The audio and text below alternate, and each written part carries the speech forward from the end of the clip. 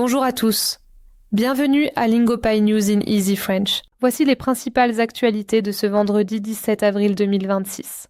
Commençons par les événements qui marquent notre monde aujourd'hui. Israël et le Liban ont convenu d'un cessez-le-feu de 10 jours.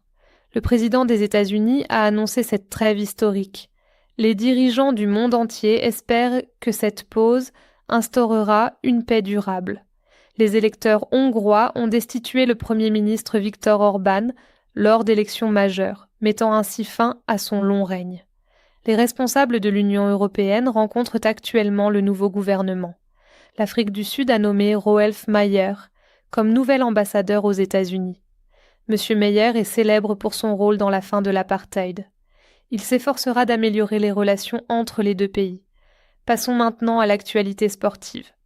Rory McIlroy a remporté son deuxième Masters de golf consécutif. Le célèbre golfeur a réalisé une performance exceptionnelle pour s'assurer la victoire. Les fans l'ont acclamé pour cet exploit. La star du football Lionel Messi a racheté une équipe de football de division inférieure. Le club est basé en Catalogne, en Espagne. Les supporters sont ravis de ce nouveau rôle. Il s'agit d'une étape importante pour le célèbre joueur. Les Dallas Wings ont sélectionné la star du basketball Azzi Food en première position de la draft. Elle touchera une prime importante. Les fans s'attendent à ce qu'elle apporte une énergie nouvelle à son équipe professionnelle. Passons aux actualités du monde entier. Commençons par les États-Unis. Le Sénat américain a voté aujourd'hui pour éviter la paralysie du gouvernement. Les parlementaires ont collaboré pour adopter le projet de loi de finances, ce qui permet aux services publics de rester opérationnels pour les citoyens américains. La Chambre des représentants américaine a adopté une brève prolongation des pouvoirs des services de renseignement. Le vote a eu lieu tard dans la nuit. Cette décision donne aux législateurs plus de temps pour s'entendre sur un plan de sécurité. En Amérique latine, la présidente par intérim du Venezuela a nommé un nouveau ministre de la Défense. Elle a choisi le chef du renseignement militaire.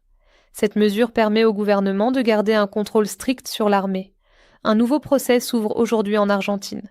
Le tribunal enquêtera sur la mort tragique de la légende du football Diego Maradona. Les juges cherchent à déterminer si ces médecins ont commis des erreurs lors de ces soins. Passons maintenant à l'Europe. Le gouvernement espagnol a finalisé un nouveau plan d'aide aux immigrés. Cette loi régularise la situation de milliers de personnes.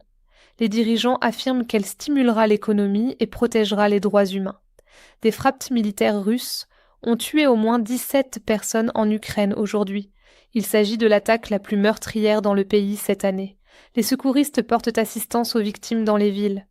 Passons maintenant à l'actualité internationale. Le gouvernement birman a libéré l'ancien président Win Myint. Sa libération s'inscrit dans le cadre d'une vaste vague de grâce accordée à l'occasion du Nouvel An. De nombreux autres prisonniers ont également pu rentrer chez eux. Un tribunal a condamné l'homme politique sud-africain Julius Malema à 5 ans de prison pour avoir tiré un coup de feu en public. Le juge a déclaré que les dirigeants doivent respecter la loi. Ses partisans sont très indignés par cette décision. Cela conclut nos principales nouvelles d'aujourd'hui. Merci de nous avoir rejoints sur Lingopay News in Easy French.